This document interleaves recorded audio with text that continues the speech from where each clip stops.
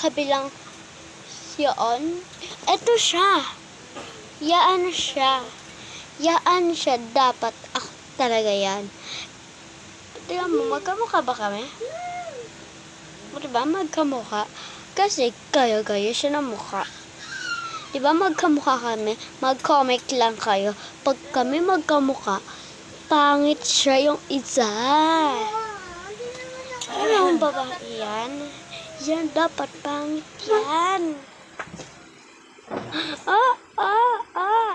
Sakit. Ano ba ito eh? Ano bang nag-vlog akong gaya-gaya ng mukha? Ito pala yan.